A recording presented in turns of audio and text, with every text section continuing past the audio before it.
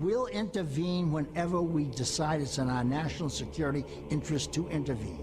And if you don't like it, lump it. The problem with America is not that we go around marauding around the world imposing ourselves. The problem with America in the last 10, 15 years, since the end of the Cold War, really in the last 60 years, is that we've been too slow to get involved. I don't know how many Iraqi civilians were killed, but I can assure you that the number is the absolute minimal that it's possible in modern warfare. Every nation in every region now has a decision to make. Either you are with us or you are with the terrorists. You know, that land over there is yours. You'll go back to it one day because your fight will prevail and you'll have your homes and your mosques back again because your cause is right and God is on your side. Welcome to the darkened hour. Now, we all know too well about the 4 planes that were used as missiles on that September 11th, 10 years ago.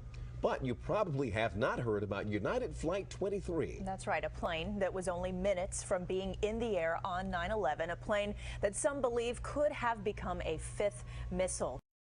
Good afternoon, Adam, and hello, everyone out there. Good afternoon, Richard. So today we're talking about, I suppose, one of the more obscure subjects in 9/11 studies, that of Flight 23.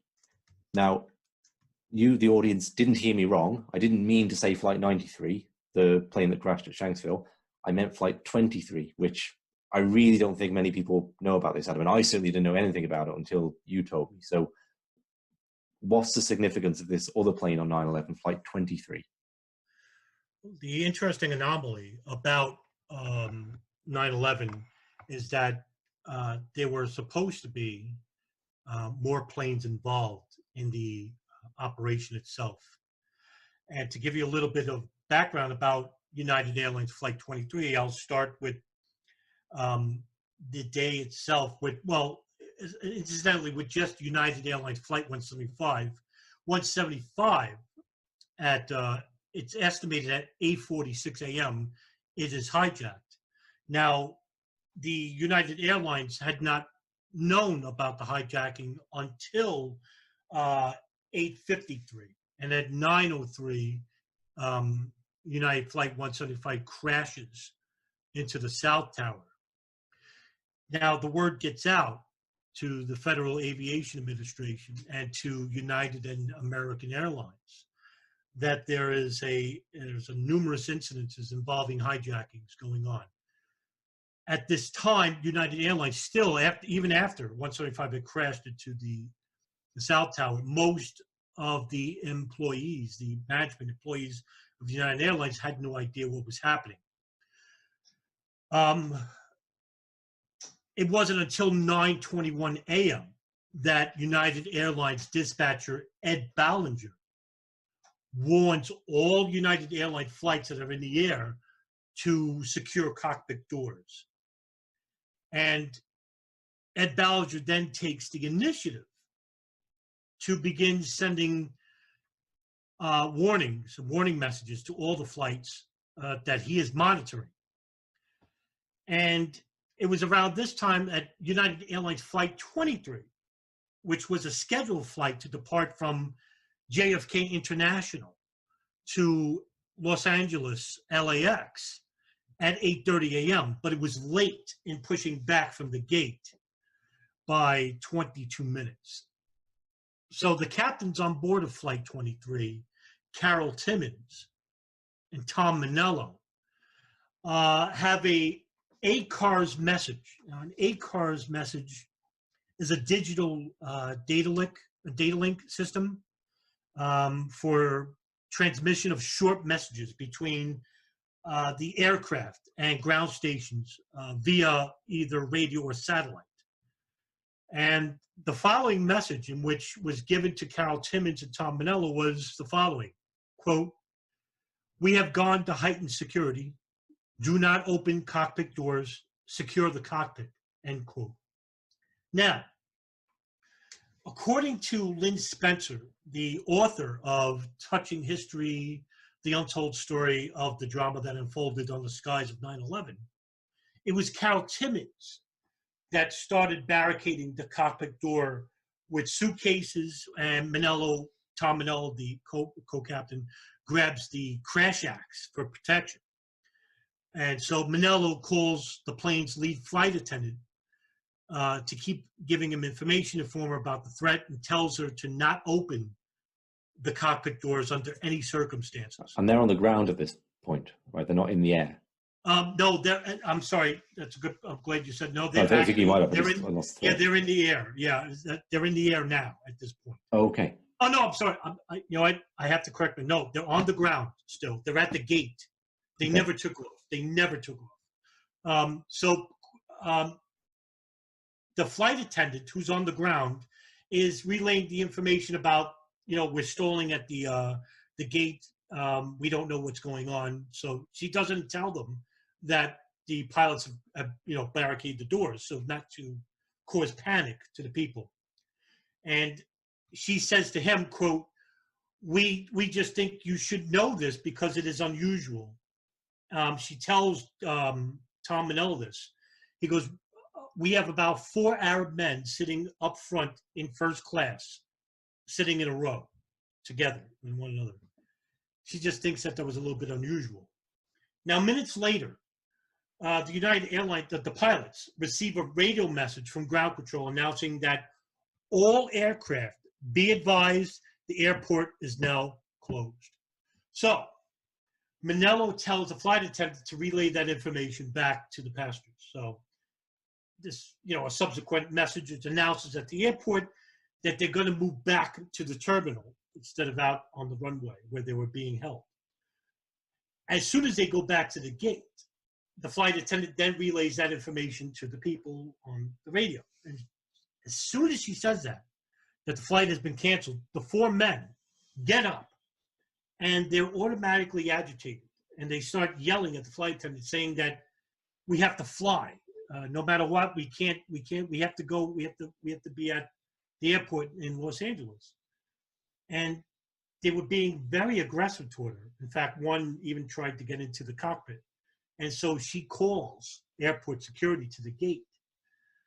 But when they open up the exit door so that the plane, so they can deplane the passengers, the first people that were off the plane were the Arab men, and they just disappeared. Soon enough, FBI and airport security come to United Airlines 23, and they look at the plane, and everyone's gone. What initiated that, Adam? Did the flight attendant report it to the FBI, or did the FBI have their own suspicions? The FBI actually were at JFK anyway, due to what was happening with the events of September 11th. Well, sure, but what specifically brought them to Flight 23? Who initiated that? That I don't know. In fact, that information is not relayed enough. I mean, if there's a lot of blank spaces in this story, it's that it was meant to be, and I can alleviate as to why in a little bit from my own personal experience, and I'll tell you afterwards. But the FBI and security do get to the plane, and that they check the luggage that was left behind, and the only luggage that was left behind were by these people, these 4 guys. So they check the unclaimed baggage. What do they find? They find box cutters, copies of the Quran, and Al-Qaeda instruction sheets. So in other words, that this was not a separate anomaly from what was happening on September 11th. Obviously, this was a part of the operation. In that I'll tell you my story, about last year, I sent a Freedom of Information request regarding the flight manifest of this plane. And because I wanted to know who these people were, because we never were told who these people were specifically. And this story basically just died on the vine. And about 3 weeks later, I get an email from the University of Maryland, or somebody affiliated with the university, and that's affiliated with the Freedom of Information request regarding this incident, saying that I'm not allowed to have the flight manifest. I needed a warrant, where I was law enforcement, to look at the information, because that information is still not publicly viewed because it's still under the protection of the airline itself, United Airlines, and as well as the FBI. So, in other words, what they were telling me was that the FBI sure did investigate this incident, but it was classified. And that in order to get the information from the airline, I needed to have a warrant to get it because it's not publicly viewable for the public. So there's that. And about, and of course, after the events of September 11th, you had a national stand down of the aviation industry, as ordered by Norman Mineta at the FAA. And at about September 14th,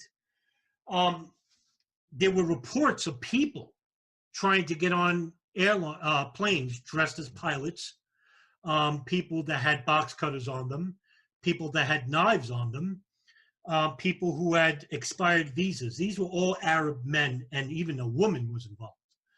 And there's another researcher by the name of Nelson Martins who covers this in depth on his channel, and that there was over 55 people that were arrested between September 13th and September 14th, because on September 13th, the FAA lifted the ban of flying and everybody could resume flying again. But right away, at JFK and LaGuardia airports, you had numerous instances. In fact, one instance was that there were 3 men and a woman on one flight departing out of LaGuardia, and the SWAT team came in and they dragged these people out. They all had expired visas, but they were acting suspicious in that one of them had a box cutter on them, on their person. On September 14th, authorities will later check that the men's unclean. Oh, well, on September 14th, they were investigators actually believed that at least one of the passengers that was among the number of individuals taken into custody on both JFK and LaGuardia was one of the people that were involved in Flight 23. But we're not privy to the information as to who these people are, because they never give that information out. Okay, well, let me ask you a couple of questions. Sure. Here then. First of all, just to observe that it is astounding how few people seem to even know about this. I've heard of it. It's not, because it's not a narrative that particularly threatens the official narrative of 9/11, right? It's not. So it's hard to picture some like large government cover-up to stop us all knowing about Flight 23. Okay, but anyway, there we have it. It just didn't make. There's a couple of little clips on YouTube about it. I find when I search for it, they have like maybe 5,000 and 20,000 views a piece, which is tiny, really. So the names of these 4 Arab men would be on the flight manifests, right? Because I'm assuming that, well, I'm not assuming, I'm pretty certain about this. The names of the 19 hijackers that died, they weren't on there under false names or anything. They were traveling under their own names, right? So assuming it's then the same with the 4 men on Flight 23, surely they should be trackable. Okay, so that's one thing. And the other thing then is the hijackers had financial ties, money moving back and forth with figures like Ramzi bin al-Shabib. So as soon as the FBI starts looking into the hijackers, a financial network reveals itself. Another thought that's just coming to me now is when William Binney turned on Thin Thread, or was it Thomas Drake at the NSA? They turned on the Thin Thread program, fed data in, and it spat out the name of the hijackers. And then they figured out the NSA actually had the technology to prevent 9/11. So did these guys get spat out with that? Now, I'm assuming you don't know that, but what I'm presenting is these guys should have been trackable, right? And yet we never heard of them again. They didn't get shipped off to Guantanamo. So how is that possible, right? What was said about Flight 23 in the 9/11 Commission report, and what information, if any, was ascertained from Ramzi bin al-Shabib about it, or Khalid Sheikh Mohammed when they were captured and detained at Guantanamo, or anyone else for that matter? How it just seems impossible that this didn't lead to a wider investigation and the capture of those men. Where did they go? Did they get on another plane and leave the country at some point? Right. I'll go to your initial point regarding who these people were and why this about the financial ties back to like a Ramzi bin Shabib. Well, anyway, the FBI actually declared these 4 men not involved with the day's events. And what did they use that for? What justification for it was? They basically just said it. There was no justification for it, even though it's obvious to anybody, and even to the layman, that this plane obviously was about to be hijacked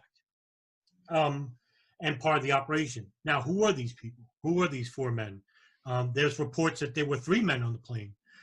There's actually a report, according to History Commons, there were 6 men on the plane. So we don't even know the exact amount of people on the plane. We just know, according to 2 news articles that I've read and seen on video, that there were 3 or 4 men on the plane. But the funny thing is that the story itself is very vague in itself. It's not very detailed. And it's also not very public. You're right. Not many people know about this incident. And everybody really should, because it does show you that it goes back into the original planning of 9/11, in which Khalid Sheikh Mohammed actually proposed to bin Laden. Now take this with a grain of salt. This is coming from Khalid Sheikh Mohammed's own mouth after torture. I just wanted to remind the listener. Khalid Sheikh Mohammed actually proposed to Osama bin Laden that they should hijack 10 planes, and that 9 of them were to crash into American targets in the East Coast and to the West Coast. And with the 10th plane being piloted by him, and that he would kill all the men and leave the women and children alive, and he would land the plane and then go out and be interviewed by the media as to why they committed this atrocious act and operation. In regards to what Khalid Sheikh Mohammed and Ramzi bin Shabib had said about this particular plane, they said nothing about it. Incidentally enough, nobody has talked about this particular incident that's involved in Guantanamo Bay. Well, they asked about it, though. Not to my knowledge. Right. That, of course, also too, we're not privy to that information, right? To what was actually said to Khalid Sheikh Mohammed or Ramzi bin Shabib, because that information is destroyed by the CIA's own admission. They destroyed the tapes of even the torture sessions. So we will really, obviously, will never know, unless that information becomes publicly available, as to what was actually being told to the people at Guantanamo Bay, or what kind of questions were asked by the unknown interviewers at these CIA black sites or at Guantanamo Bay itself. But according to according to bin Laden or Ayman al-Zawahiri, the other main suspects of 9/11, they never ever spoke about this particular subject. Okay. So the flight, you're saying that, I suppose, the real smoking gun here is the Al-Qaeda literature in the check on luggage, right? Right. Yeah. Right. That's called the Al-Qaeda manual. Right. Okay. So I think I've basically asked you this question before, because we see a similar situation with other hijackers. I think it's Mohammed Attar, right? But you can elaborate on this. It seems incredulous that if you're going to hijack an aeroplane, you bring an Al-Qaeda manual along. I mean, like, are you planning on reading it on the plane so you know what you're doing? Right. But then you check it in, right? So it just, why would you check it? And putting box cutters in the checked in luggage where they can't get access to them. So it makes me wonder, were they doing, like, getting to LA and then hijacking another plane? But of course they'd be far too late to do that, because everything would be grounded by then. They could reasonably predict that. So it's just something that doesn't make sense. Like, you don't bring incriminating literature to a crime, and why check your box cutters in? Well, this was in the carry-on luggage, by the way. Carry-on, but would they not have taken that with them when they got off the plane? That leads one to the imagination, right? We don't know what was on their person. Because remember, with Khalid al-Mihdhar and Majid Makid, the 2 hijackers that you could see on Dulles Airport video, they go through, and Khalid al-Mihdhar actually has a box cutter on. but you're allowed to have, because it wasn't it wasn't an item that was not that was banned by the airlines. Right. Actually, box cutters and knives that were shorter than 4 fingers. So this wasn't checked in, because I think I've tried to get an answer to this one. The luggage that was recovered wasn't checked in. They abandoned their carry-on luggage when they left the plane. They abandoned it. Yeah, right. Okay. That makes more sense. It doesn't entirely make sense as to why you would carry an Al Qaeda manual onto a plane you can hide. I would like to touch on this a little bit, because also too, you can actually look at it this way. You can say that they left this, especially with the incriminating evidence at Logan, where they couldn't get on because their luggage was held back because they were on a connecting flight. So that's possible. But you also have to flip on the flip side of the coin too, that they left this information to make it look like something else, like they were Al Qaeda individuals when they may not have been. Yeah, sure. And also because it's a little bit too convenient, right? Well, there's just a lot of these convenient things, like we've spoken about Mohammed Attar leaving his laptop with a flight simulator on it in his apartment in Germany. It's like, if you're moving house, the one thing you don't forget is your laptop. And that's for a normal person, never mind if you're an international terrorist, you know. And this idea of like leaving things around the place, people talk about it with Lee Harvey Oswald and the Kennedy assassination, like creating a legend for oneself, you know. So right. That's why it makes it seem like, especially when they search Marwan al-Shayhi's rental car at Logan, and in the back they find a list of the hijackers' names. Now, according to my fellow researcher Nelson and myself, we both believe that only not just talks about the 19 hijackers, but there was a lot more, because we feel that when Mohammed Atta and Abdulaziz Al-Amari traveled to Portland, it wasn't just about connecting to a different flight so they won't make it seem that a whole bunch of Arabs were coming in Logan. We feel that these were people that were involved in the operation itself. We've always felt that 9/11 was supposed to be a much bigger operation involving more planes. In fact, the incidents I talk about on September 13th and 14th is proof of that. You know, there were 55 people arrested, detained, and every single one of them were deported back to Pakistan and Saudi Arabia and Afghanistan. So they were deported for visa violations then? That's right. All of them were. Were they deported quickly? Yes, right away. In fact, they were deported by, I think, September 30th. I could be either September 30th or 29th. Okay, well, you could say September 30th, that's like 2 weeks, okay, and maybe that's enough time to determine these guys weren't involved in anything more sinister than a visa violation, right? Sure. Maybe, I don't know. What's your feeling? Because, I mean, it should be pretty clear cut. If they're taking Al Qaeda manuals on in their hand-on luggage, it's pretty clear cut, right? If someone's on a plane with an Al Qaeda manual and box cutters, okay, then they're going to Guantanamo, right? So I take it there was nothing that incriminating found with the 55 that were deported. Right, that's right. But for the exception of one individual who's dressed as a pilot, trying to get on as a pilot. Yeah. Actually, I believe that person actually was a relative of Osama bin Laden, actually. I don't know if it was a cousin or an uncle or something like that, but he was actually related to him. Right. So that, like, in other words, what I'm trying to say is, like, it's a little bit too close to home in regards to the similarities of what happened on September 11th and what was happening on September 13th and 14th with all these individuals. Incidentally enough, the Israelis that were arrested on September 11th also were deported due to visa violations. So all these people that were similarly somehow indirectly involved with the September 11th attacks, all of them, every single one of them, were deported on visa violations. Yeah, but we actually, because there's a lot more interest being given to that Israeli story, right? And probably not 1% of the interest it deserves for the wider Israeli spy network and Ziad Jarrah, like family connections of Mossad and so on. But it's a lot more that's been given to the story of the Arab hijackers. Strangely, really strangely, right? You would think that the Jewish thing would be the one that was covered up. But how long were the so-called dancing Israelis detained for?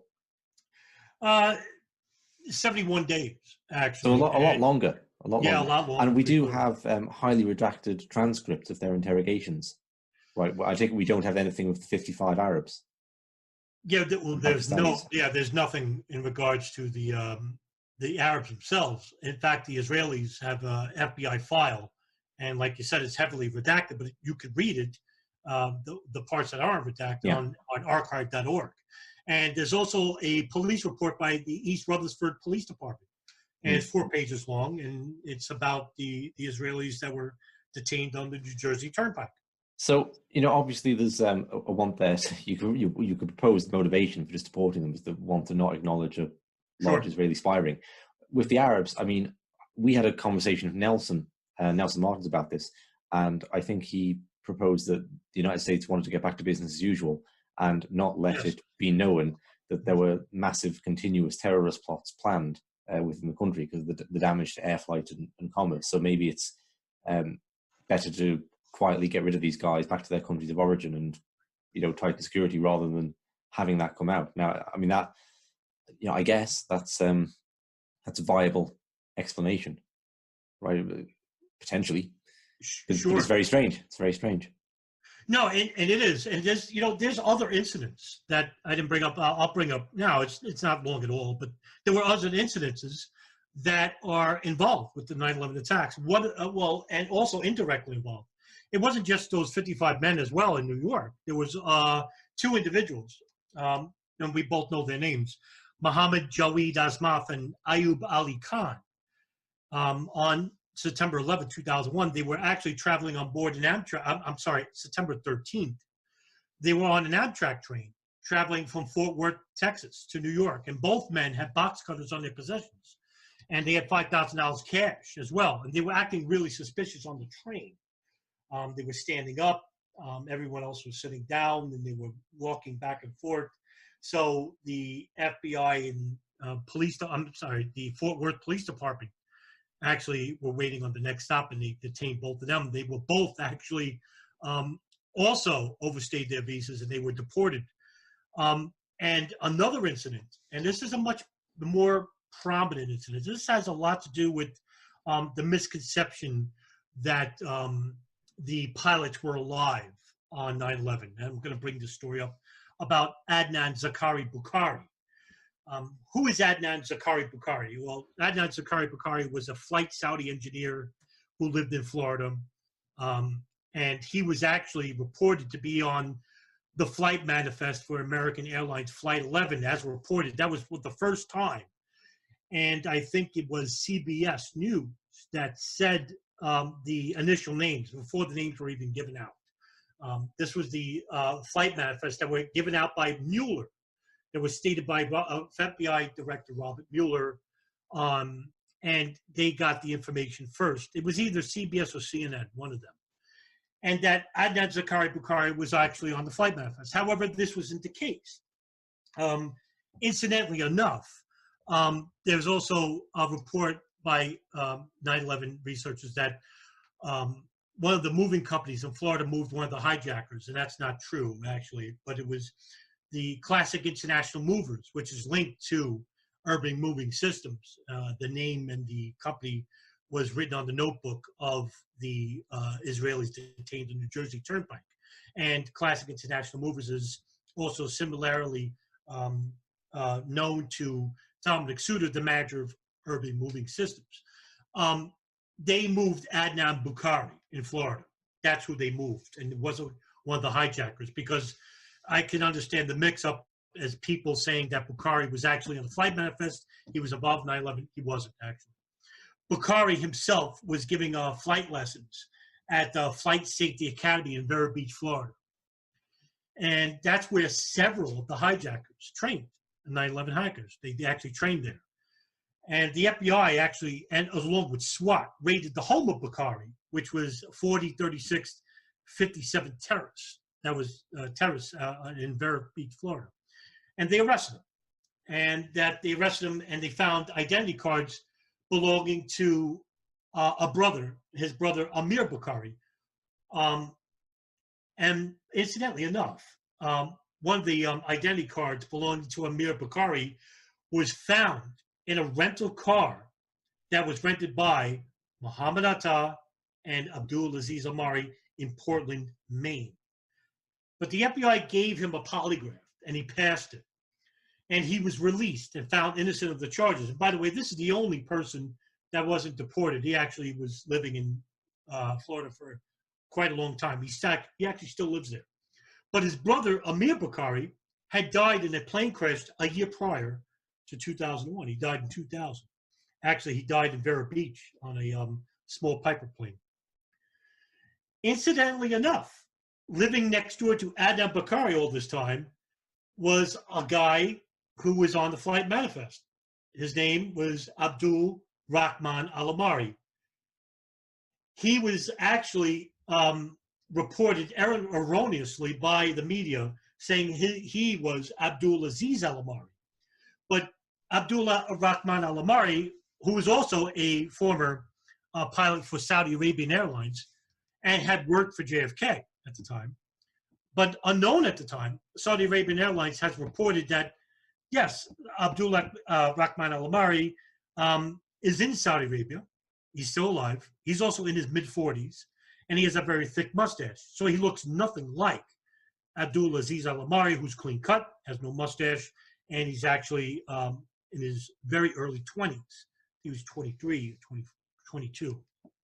But a spokesman at Flight Safety said that Al-Amari phoned the academy shortly, many times after the attacks. He's still alive. He had he was not involved in 9/11 attacks. But many people misconstrue and say that these were the hijackers. And it was BBC that reported this erroneously on September 14th, in which they show a picture of Walid al-Shari saying that he's still alive, but his name was actually misspelled. The living Walid al-Shari, the misspelling is the last name Sherry. Instead of S-H-E-H-H-R-I, it was spelled, the living Sherry was S-E-H-H-R-I. So there's a little bit of confusion as to how the names were being misspelled, especially with Abdul Aziz Al-Amari, because both men were pilots, because both men were living in Saudi Arabia at one time. Abdul Rahman Al-Amari was confused by the media as saying he was Abdul Aziz Al-Amari. That's not necessarily the case. But that's just a few of the anomalies with 9/11 in itself, and which is hardly ever reported by the media or even known to even the more seasoned 9/11 researchers, but they're important enough. And I can't stress the fact that the importance of who are these people that were involved with Flight 23? Who were these four men? If they weren't somebody important, if it wasn't part of the 9/11 attacks, why is the information still classified from public view as to who these people were? And why would they leave such incriminating evidence such as to the other hijackers left when in their luggage were Al-Qaeda manuals and flight certificates and box cutters?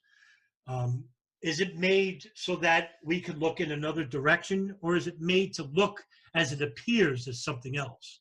Well, we don't know for sure with the information that's still classified to this day, and to the information that's public and which is repeated to the public day after day, is that these people were Al-Qaeda operatives and that they hijacked these planes for the reasons that they hate American values and our foreign policy. But is that really the case? Well, I leave that to the viewer or the listener of this program. Okay, thank you very much for that, Adam. I think we'll pick up some other rabbit hole stories sometime. I know we're going to talk about the attempted assassination of George W. Bush in Florida, at the school he was at. That's another one that's been memory old. But that will probably do it for today. Anything else you have to say about this? I think we've done pretty good coverage there of Flight. No, yeah, that's about it. Thank you very much. Thanks for listening, and see you soon.